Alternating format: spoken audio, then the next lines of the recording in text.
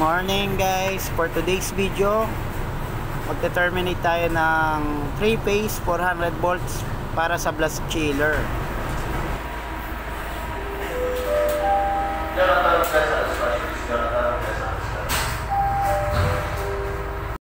So ganito gagawin natin guys. Sisimulan ko na yung pag-o-opera. Bubuksan ko yung cover ng breaker para mai-connect natin yung wire na galing sa blast chiller.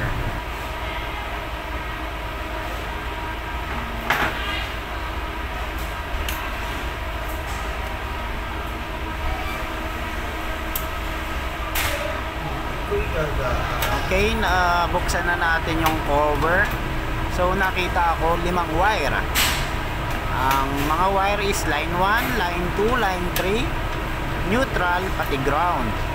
So 5 wire ang nakatap dito. Dito gagamit ako ng cable gland bago ko ipasok yung royal cord papunta sa box ng control breaker, para yung wire natin hindi magasgasan at nakapix. Kahit ilayin yung blast freezer o chiller, hindi siya matatanggal. After ko i-fix yung cable gland, hihigpitan natin yung pinaka lock nut niya para kahit atakin o hilayin, hindi matatanggal yung wire. And safety din sa equipment.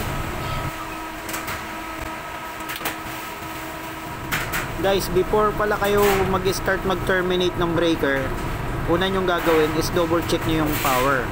Dapat bago kayo gumawa o mag-tapping o mag-terminate sa breaker, wala siyang power.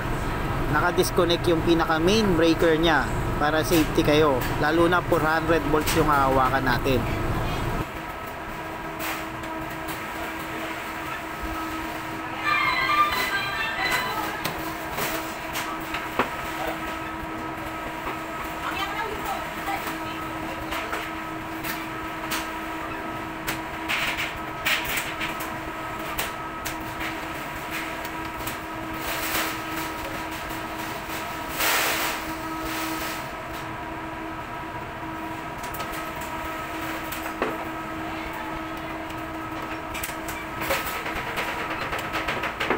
Pag-determinate ng 3-phase, kailangan i-secure natin na wala siyang loose connection o loose contact. So higpitan natin lahat, bawat isang linya. So 5 wire to, kaya kailangan hindi tayo magkakabaliktad. Yung line 1, line 2, line 3, lalo na yung neutral. So meron din tayong ground for safety ng equipment at ng tao.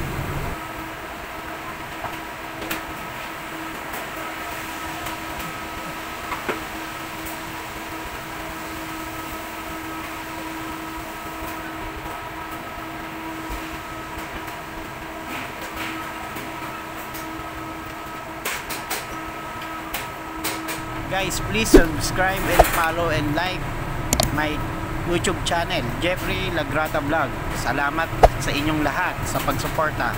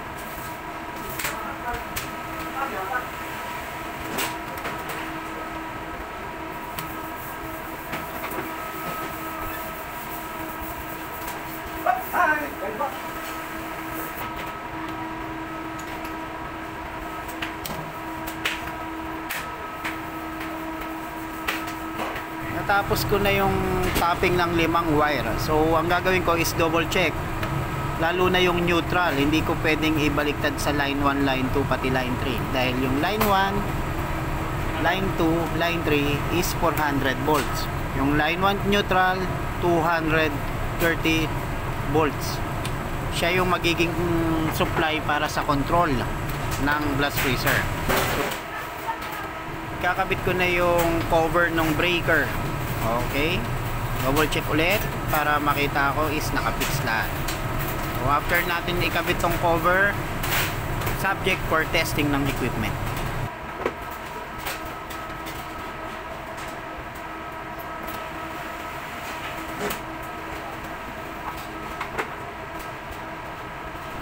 Okay, na-fix ko na lahat.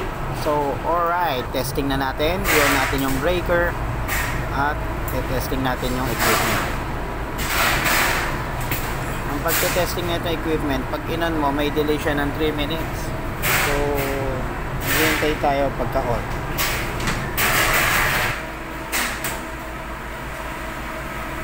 Open na natin yung equipment. Hintay tayo ng delay na 3 minutes. Habang naghihintay tayong umandar yung compressor, sisilipin ko yung mechanical ng mga pintuan ng blast freezer.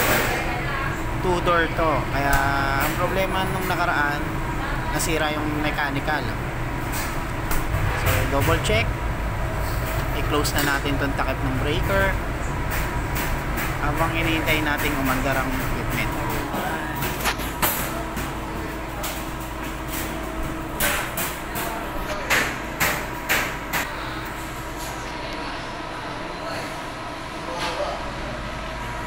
Mapapansin nyo yung display nung blast chiller natin, nag-indicate na yung cooling, so umaandar na yung compressor.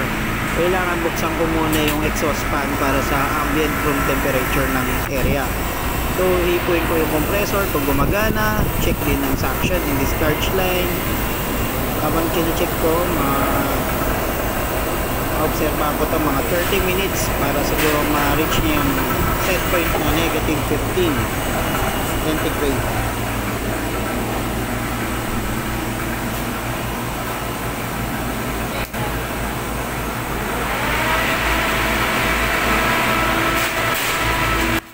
Magkokontak ulit ako ng double checking, sisilipin ko ulit yung compressor, titignan ko yung temperature ng mga pipeline, lalo na yung suction pati yung discharge line, and also double check din yung condensing fan motor kung gumagana, kasi once na hindi gumagana yon, kaka-problema is si compressor, magte-trip sa high pressure switch.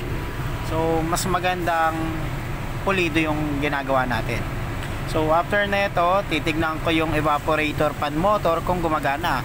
So tatlo to, habang tinitignan ko, malalakas naman yung tatlong evaporator fan motor.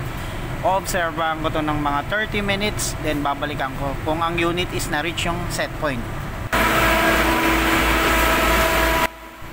Okay guys, after 15 minutes, ang temperature niya is nagbumaba ng negative 3. So ang lakas nung buga nung blower ng evaporator. So kailangan ma-reach niya yung negative 15 centigrade bago natin to i-turn over sa user.